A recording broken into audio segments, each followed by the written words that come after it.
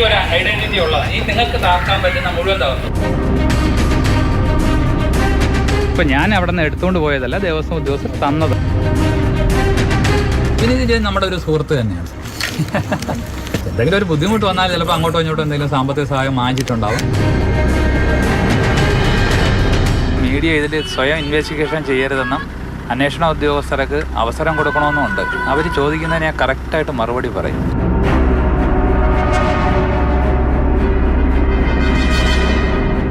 Arrest രേഖപ്പെടുത്താനുള്ള നടപടികൾ പുരോഗമിക്കുന്നു എന്നുള്ളത് മാത്രമാണ് ഇപ്പോഴും നമുക്ക് ഉദ്യോഗസ്ഥരുമായി ബന്ധപ്പെട്ട് സംസാരിക്കുമ്പോൾ അറിയാൻ കഴിയുന്നത്. കോടതിയുടെ കർശനമായ നിർദ്ദേശം അന്വേഷണ ഉദ്യോഗസ്ഥർക്കുണ്ട്. ഏതെങ്കിലും തരത്തിലുള്ള വിവരങ്ങളൊന്നും പുറത്തു പോകേണ്ടതില്ല എന്നുള്ളത്. അതിനാൽ തന്നെ അവർ കൃത്യമായി രഹസ്യമായി തന്നെ വിവരങ്ങൾ കാത്തുസൂക്ഷിച്ചുകൊണ്ടാണ് ഈ അന്വേഷണവുമായി മുന്നോട്ട് പോകുന്നത്.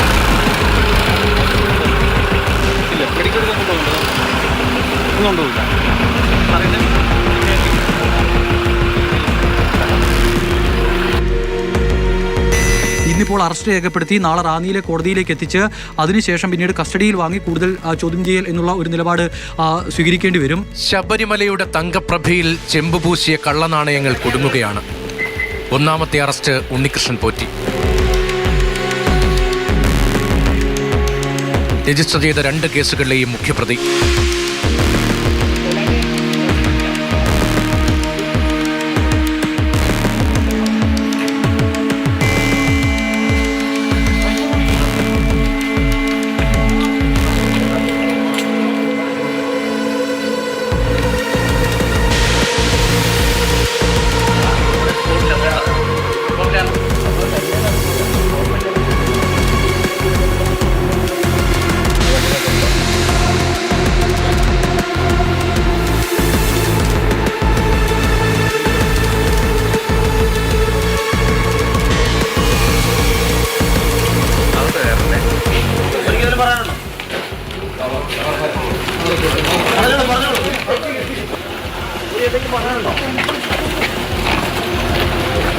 സ്വർണ്ണക്കൊള്ളയിലെ ഒരു കണ്ണി മാത്രമാണ് ഉണ്ണികൃഷ്ണൻ പോറ്റി.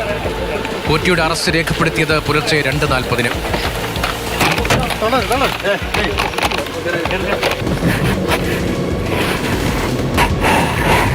പിന്നാലെ നടപടിക്രമങ്ങൾ പൂർത്തീകരിച്ച് റാന്നി കോടതിയിലേക്ക് അതിവേഗം.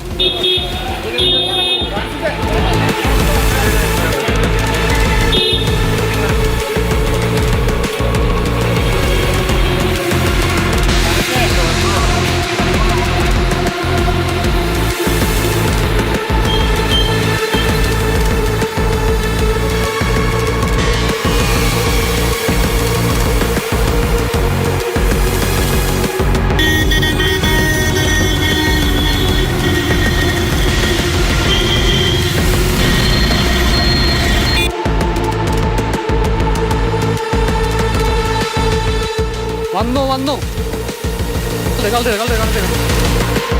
കോടതി നടപടിക്ക് അരമണിക്കൂർ മുൻപേ 2 മണിക്കൂറിൽ ക്രൈംബ്രാഞ്ച് സംഘം റാന്നിയിലെത്തി. പ്രതിഷേധ സാഹചര്യത്തെ മറികടക്കാൻ പുലർച്ചെ അതിവേഗം. അരമണിക്കൂർ മുൻപ് തന്നെ അന്വേഷണ സംഘം പ്രതിയുമായി കോടതിയിൽ എത്തിയിരിക്കുകയാണ്. തിരുവനന്തപുരത്തു നിന്നും SITയുടെ 4 വാഹനങ്ങൾ ഉൾപ്പെടുന്ന വ്യൂഹമാണ് റാന്നിയിലേക്ക് എത്തിച്ചേർന്നത്. ഇതിൽ 2ാമത്തെ വാഹനത്തിലാണ് പ്രതിയെ പോലീസ് ഇരുത്തി ഇവിടേക്ക് കൊണ്ടുവന്നത്.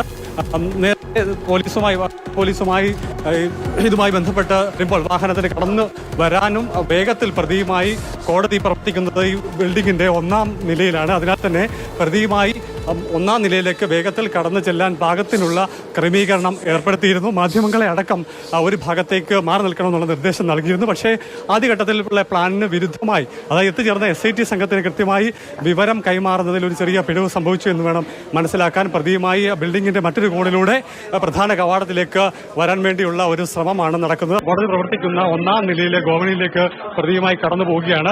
കോടതി നടപടികളെല്ലാം അതീവ രഹസ്യം. ഹൈക്കോടതി നിർദ്ദേശമുള്ളതിനാൽ കേസുമായി നേരിട്ട് ബന്ധമില്ലാത്ത എല്ലാവരെയും മുറിയിൽ നിന്ന് ഒഴിവാക്കി. ഉണ്ണികൃഷ്ണൻ പോറ്റിയുടെ പങ്ക് അന്വേഷണ ഉദ്യോഗസ്ഥർ കോടതിയെ ബോധിപ്പിച്ചു. പിന്നാലെ അസാധാരണമായി 14 ദിവസം പോറ്റിയെ അന്വേഷണ സംഘത്തിന്റെ കസ്റ്റഡിയിൽ വിട്ടു.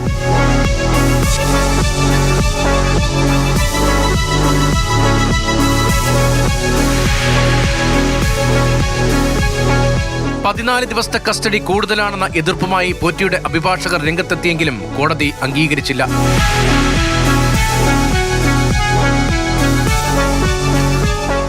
14 ദിവസത്തെ അവർ പോലീസ് കസ്റ്റഡി ആവശ്യപ്പെട്ടിരുന്നു. 14 ദിവസത്തേക്ക് ആവശ്യപ്പെട്ടിരുന്നു. ഇവിടുന്ന് റാന്നിയിൽ നിന്ന് വിൽസൺ മേനോട്ടാണ് അക്കാലത്ത് സമർപ്പിച്ചിട്ടുള്ളത്. 14 ദിവസം പോലീസ് കസ്റ്റഡിയിൽ മേൽ കൃത്യമായിട്ടുള്ള മാൻഡേറ്റ്സ് പറഞ്ഞിട്ടുണ്ട്. അതിൽ എല്ലാ ദിവസവും മെഡിക്കൽ ചെക്കപ്പ് അടക്കമുള്ള വിഷയങ്ങൾ നമ്മൾ ആവശ്യപ്പെട്ടിട്ടുണ്ട്. അതിൽ ഇൻവെസ്റ്റിഗേഷനിൽ പരിപൂർണ്ണമായി സഹകരിക്കുന്ന കാര്യം ഓൾറെഡി തന്നെ ഇന്നലെ മുതൽ തന്നെ പോയിട്ട് കൃത്യമായിട്ട് പറയുന്നുണ്ട്. ശാസ്ത്രമംഗലം അജിസാർ ഉൾപ്പെടെയുള്ള ആളുകൾ കൃത്യമായിട്ട് കാര്യം പറഞ്ഞിട്ടുണ്ട്. നമുക്ക് സഹകരിക്കുന്ന യാതൊരു ബുദ്ധിമുട്ടുമില്ല. പക്ഷേ 14 ദിവസം കൂടുതലൊന്ന് കോടതി ധരിപ്പിച്ചിട്ടുണ്ടായിരുന്നു. കോടതി കൃത്യമായിട്ട് മാൻഡേറ്റ് നടപടി ഇപ്പോൾ കോടതി സ്വീകരിച്ചിട്ടുണ്ട്. ഇനിയുള്ള കാര്യങ്ങളെല്ലാം തന്നെ കോടതിയിൽ നിന്ന് മറ്റ് രേഖകൾ ലഭിക്കാനുണ്ട്. രേഖകൾ ലഭിച്ചതിന് ശേഷം ബെയിലും മറ്റു കാര്യങ്ങളും മുമ്പോട്ട് പോകും. 14 ദിവസത്തേക്കാണ് 30/10 വരെയാണ് ഇപ്പോൾ ബഹുമാനോട് കോടതി പോലീസ് കസ്റ്റഡി നൽകിയിട്ടുള്ളത്.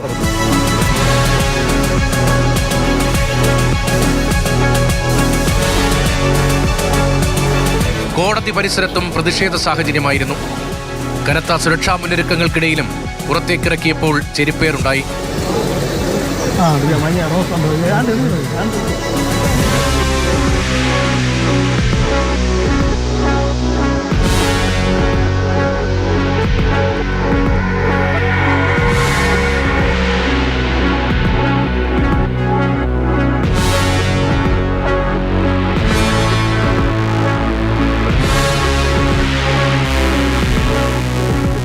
ഭക്തരുടെ ഭാഗത്തു നിന്ന് ആരെങ്കിലും പ്രതിഷേധം അറിയിക്കണമല്ലോ എന്നുള്ള നിലയ്ക്കാണ് നമ്മളത് ഒരു പ്രതിഷേധം എന്ന രൂപേണ ചെയ്തതാണ്.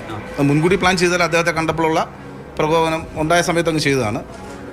അത്ര വലിയ സുരക്ഷാ വലയമൊക്കെ ഒരുക്കുമ്പോൾ നമുക്ക് ആ രീതി മാത്രമേ പ്രതിഷേധിക്കാൻ സാധിച്ചുള്ളൂ. ശബരിമല ഈ നിയോജകമണ്ഡലത്തിലാണ് ശബരിമല സ്ഥിതി ചെയ്യുന്നത്. ഞങ്ങളൊക്കെ സ്ഥിരമായി മലയ്ക്ക് പോകുന്ന ആൾക്കാരാണ്. ഞങ്ങളുടെ പ്രതിഷേധം ഈ രൂപത്തിലെങ്കിലും അറിയിക്കണമെന്ന് തോന്നി. പാർട്ടിയുടെ ഭാഗമായിട്ടൊന്നുമല്ല, ഭക്തർ എന്നുള്ള നിലയ്ക്കാണ് ചെയ്തത്.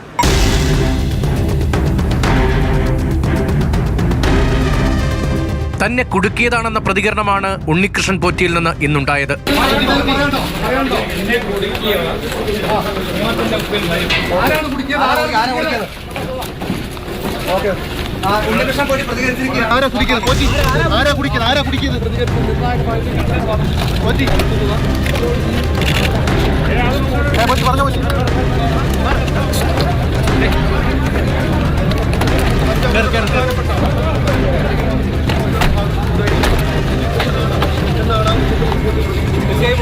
ഉണ്ണികൃഷ്ണൻ പോറ്റിയെ കസ്റ്റഡിയിൽ എടുത്തതിലെ നാടകീയതയും വേഗതയും കോടതിയിൽ വിശദീകരിച്ചു അന്വേഷണ ഉദ്യോഗസ്ഥൻ SP ശശിധരൻ.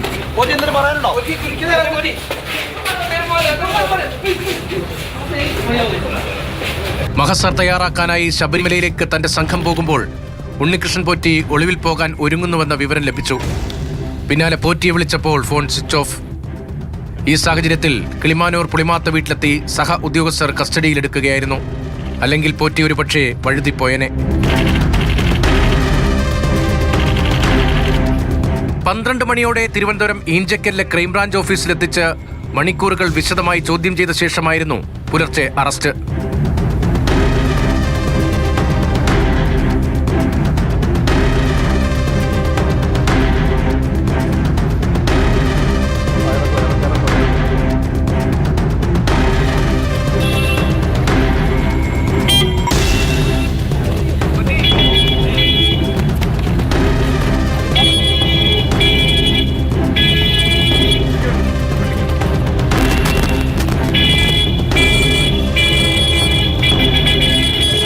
ആരാണ് ഉണ്ണികൃഷ്ണൻ പോറ്റി?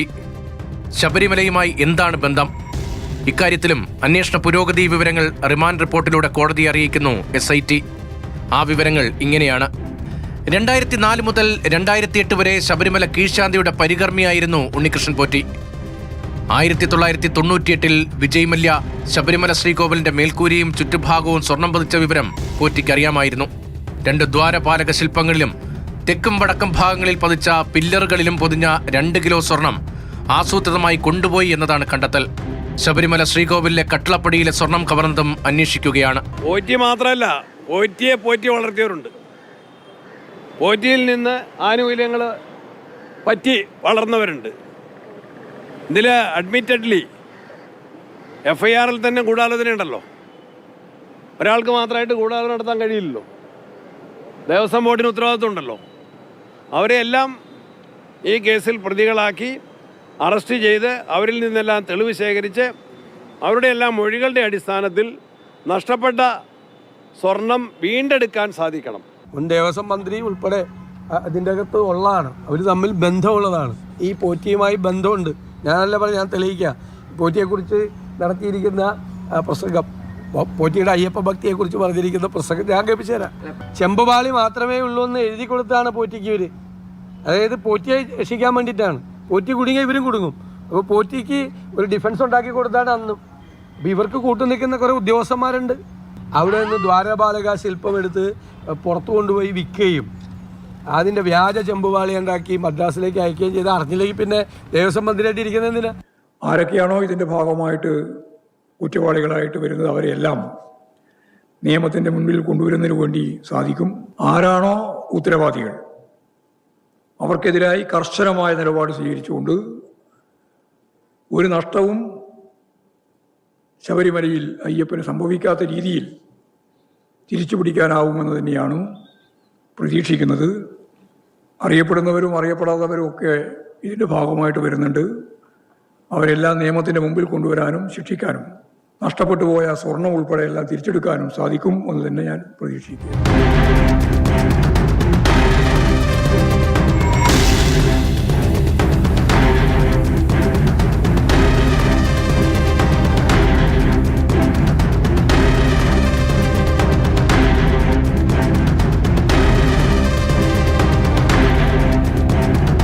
ചെമ്പ് തകിടുകൾ അറ്റകുറ്റപ്പണികളുടെ പേരിൽ പോറ്റിക്കൊണ്ടുപോയത് സ്വത്ത് സംരക്ഷിക്കേണ്ട ദേവസ്വം ബോർഡ് അധികൃതരുടെ കൂടി സഹായത്തോടെയാണ്.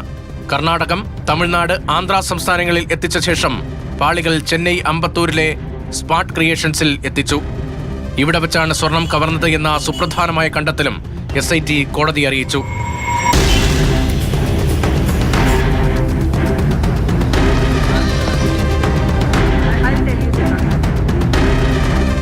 സ്മാർട്ട് ക്രിയേഷൻസിൽ വെച്ച് ചെമ്പുപാളികളിൽ നിന്ന് സ്വർണം വേർതിരിച്ചെടുത്ത് അന്യായമായി കൈവശപ്പെടുത്തിയെന്നും കൊള്ള മറയ്ക്കാനായി 394.9 ഗ്രാം പൂശിയെന്നും റിമാൻഡ് റിപ്പോർട്ടിലുണ്ട്.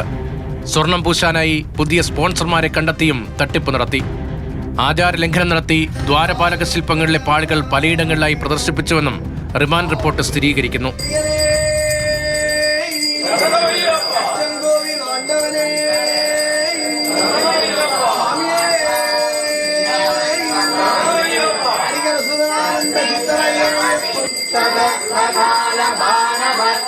കേസിൽ പ്രതിചേർക്കപ്പെട്ട ദേവസ്വം മുൻ സെക്രട്ടറി S. ജയശ്രീക്കെതിരെയും റിമാൻഡ് റിപ്പോർട്ടിൽ പരാമർശമുണ്ട്.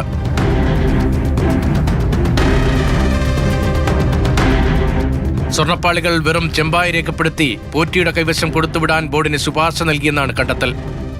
സ്ഥലത്ത് ഇല്ലാത്തവരുടെ പേരും മഹസറിൽ ചേർത്തു.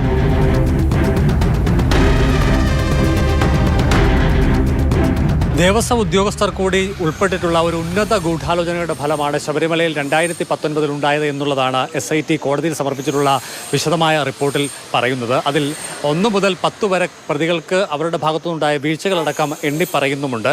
ചുരുക്കത്തിൽ 2 കിലോയോളം സ്വർണം പൂശിയിരുന്ന പാളികൾ അത് ഉണ്ണികൃഷ്ണൻ പോറ്റിയുടെ കൈവശം കൊടുത്തുവിട്ട് അയാൾക്ക് അന്യായമായ ലാഭമുണ്ടാക്കുന്നതിനടക്കം ഇടവരുത്തിയത് എന്നുള്ളത് ആദ്യഘട്ടത്തിൽ എടുത്ത തീരുമാനമാണ്. അതിൽ പറയുന്ന ചെമ്പുപാളി എന്നുള്ള പരാമർശമാണ് എന്നുള്ളതാണ്. ചുരുക്കത്തിൽ 1999 വിജയമല്യ ശ്രീകോവിൽ സ്വർണം പൂശിയ വേളയിൽ തന്നെ ഇത് ദ്വാരപാലക ശില്പങ്ങളുമായി ബന്ധപ്പെട്ട പാളികളും സ്വർണം പൂശിയിട്ടുണ്ട്. അത് ദേവസ്വം ബോർഡ് ജീവനക്കാർ, അതായത് മുരാരി ബാബു അടക്കം വരുന്ന 9ഓളം ജീവനക്കാർ, കേസിലെ പ്രതികളായിട്ടുള്ള മുൻ ജീവനക്കാർ അടക്കമുള്ളവർക്ക് വ്യക്തമായി അറിയാമായിരുന്നു. എന്നിട്ടും അതിനെ സ്വർണ്ണപ്പാളികളെ ചെമ്പ് പാളികൾ എന്ന് ബോധപൂർവം തിരികെ കയറ്റി രേഖപ്പെടുത്തിയത് തട്ടിപ്പിന്റെ ആസൂത്രണം എന്ന് തന്നെയാണ് SIT വ്യക്തമാക്കുന്നത്.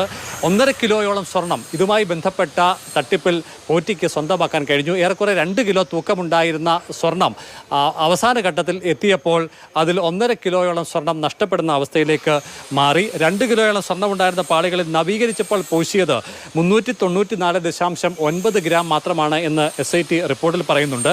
പാളികളുടെ ആകെ തൂക്കത്തിൽ 4541.9 ഗ്രാമിൻ്റെ കുറവാണ് ഉണ്ടായത്. അതായത് ഏറെക്കുറെ 4.5 കിലോയോളം തൂക്കം ആകെ കുറയുകയും ചെയ്തിട്ടുണ്ട്. പാളികളുടെ സ്വർണം തട്ടിയെടുക്കുന്നതിന് ആസൂത്രണമായ ശ്രമമാണ് ഉണ്ടായിട്ടുള്ളത്. മുരാരി ബാബു, S. ജയശ്രീ അടക്കമുള്ള ജീവനക്കാർക്ക് അന്നുണ്ടായ വീഴ്ചകൾ അത് ബോധപൂർവമാണ് എന്നുള്ള സംശയം കൂടി SIT മുന്നോട്ട് വയ്ക്കുന്നുണ്ട്.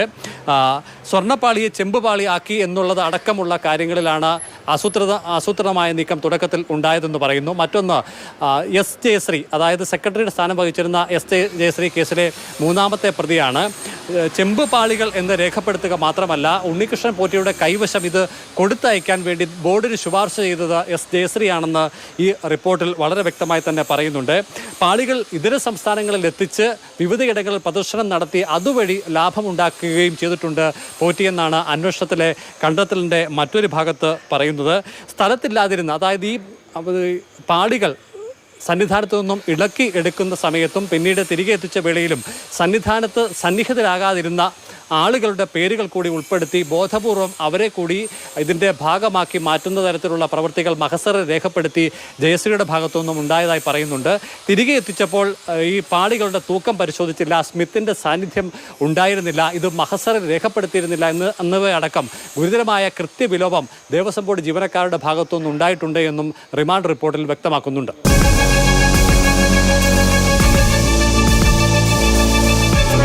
ഉണ്ണികൃഷ്ണൻ പോറ്റിക്ക് പിന്നാലെ വേഗത്തിൽ കൂടുതൽ അറസ്റ്റുകളിലേക്ക് കടക്കുകയാണ് അന്വേഷണ സംഘം. ദേവന്റെ സ്വത്തിന്റെ സംരക്ഷകർ തന്നെയാണ് അന്വേഷണ റഡാറിലുള്ള എല്ലാവരും. ശബരിമല സന്നിധാനത്തെ ശ്രീകോവിലിൽ ആസൂത്രിതമായ സ്വർണ്ണക്കൊള്ള നടന്നു എന്നാണ് SITയുടെ കണ്ടെത്തൽ. ദ്വാരപാലക പാളികളിൽ നിന്ന് മാത്രം ഉണ്ണികൃഷ്ണൻ പോറ്റിയും സംഘവും ഏതാണ്ട് 1.5 കിലോയോളം സ്വർണം വേർതിരിച്ചെടുത്ത് അത് കവർന്നെടുത്തു. മാത്രമല്ല, ഈ പാളിയിൽ പൂശാൻ എന്ന പേരിൽ വിവിധ സ്പോൺസർമാരിൽ നിന്ന് സ്വർണം ശേഖരിച്ചെടുക്കുകയും അത് ഉപയോഗിക്കാതിരിക്കുകയും അത് ഉപയോഗിക്കാതെ സ്വന്തമാക്കി എടുക്കുകയും ചെയ്തു എന്നാണ് SITയുടെ കണ്ടെത്തൽ. ഇതിപ്പോൾ ഉണ്ണികൃഷ്ണൻ പോറ്റിയെ Pathanamthitta Ranni judicial first class magistrate കോടതി 14 ദിവസത്തേക്ക് കസ്റ്റഡിയിൽ വിട്ടിട്ടുണ്ട്. ആ കസ്റ്റഡിയിൽ വാങ്ങിയ ഉണ്ണികൃഷ്ണൻ പോറ്റിയുമായി പ്രത്യേക സംഘം ഇപ്പോൾ തിരുവനന്തപുരത്തേക്ക് തിരിച്ചു വരികയാണ്. ഇപ്പോൾ വാമനപുരം കഴിഞ്ഞു, വെഞ്ഞാറമൂട് ഭാഗത്തേക്ക് അടുക്കുകയാണ് അന്വേഷണ സംഘം. നേരെ ഇഞ്ചക്കലിലെ ക്രൈംബ്രാഞ്ച് ഓഫീസിലേക്ക് കൊണ്ടുപോകാൻ ആണ് അന്വേഷണ സംഘം ഉദ്ദേശിക്കുന്നത്. അതിനുശേഷം ഈ റിമാൻഡ് റിപ്പോർട്ടിൽ പറയുന്നുണ്ട് ഉണ്ണികൃഷ്ണൻ പോറ്റിയെ വിശദമായി ചോദ്യം ചെയ്യേണ്ടതുണ്ട് എന്നുള്ള കാര്യം. അപ്പോൾ മാത്രമല്ല, നിലവിൽ കസ്റ്റഡിയിൽ എടുത്ത ശേഷം ചോദ്യം ചെയ്യാൻ മതിയായ സമയം കിട്ടിയിട്ടില്ല എന്നും റിമാൻഡ് റിപ്പോർട്ടിൽ അന്വേഷണ സംഘം വ്യക്തമാക്കിയിട്ടുണ്ട്. അപ്പോൾ കൂടുതൽ സംസ്ഥാനങ്ങളിൽ കൊണ്ടുപോയി തെളിവെടുപ്പ് അടക്കം നടത്തേണ്ടതുണ്ട്. മറ്റു പ്രതികളുടെ ബന്ധം ഇക്കാര്യത്തിൽ സ്ഥിരീകരിക്കേണ്ടതുണ്ട്. അതുകൊണ്ട് വിശദമായ അന്വേഷണത്തിന് കസ്റ്റഡിയിൽ വേണമെന്നാണ് കോടതിയിൽ ആവശ്യപ്പെട്ടത്. അടച്ചിട്ട കോടതിയിലായിരുന്നു നടപടികൾ പുരോഗമിച്ചത്.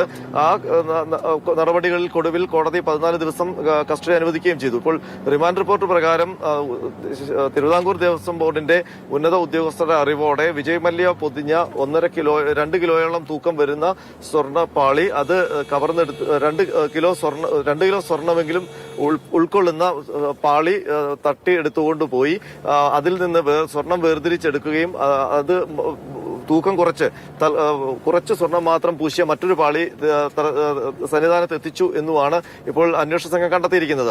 മാത്രമല്ല, ഈ തട്ടിയെടുത്ത സ്വർണം എന്തു ചെയ്തു എന്നുള്ള കാര്യത്തിൽ വ്യക്തതയില്ല. അത് തിരിച്ച് കണ്ടെത്താൻ വേണ്ടി കൂടിയാണ് അന്വേഷണ സംഘം ഇപ്പോൾ കസ്റ്റഡി ആവശ്യപ്പെട്ടിരിക്കുന്നത്. തിരുവനന്തപുരത്ത് എത്തിച്ച് കൂടുതൽ ചോദ്യം ചെയ്യും. ഒരു പക്ഷേ നാളെ മുതൽ മറ്റ് അറസ്റ്റ് നടപടികളിലേക്ക് 2ാം പ്രതി മുതൽ 10ാം പ്രതി വരെ ഇതിൽ ഗുരുതരമായ ക്രിമിനൽ പ്രവർത്തനം നടത്തി എന്നാണ് SIT കണ്ടെത്തിയിരിക്കുന്നത്. അപ്പോൾ അത് സംബന്ധിച്ച് കൃത്യമായ അന്വേഷണം ഇനി ഉണ്ടാകും. അപ്പോൾ മുരാരി ബാബു അടക്കമുള്ളവരുടെ അറസ്റ്റ് വരും ദിവസങ്ങളിൽ ഉണ്ടാകും എന്നുള്ള കാര്യം ഉറപ്പാണ്.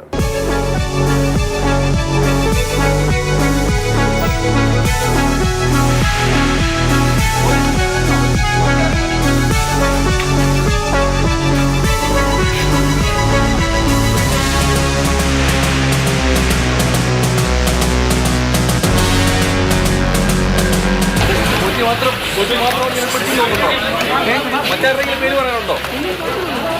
രാവിലെ പറഞ്ഞ നിയമത്തിന് മുൻപ് മക്കളുടെ പേര് അങ്ങനെ ചെയ്യുന്നുണ്ടോ?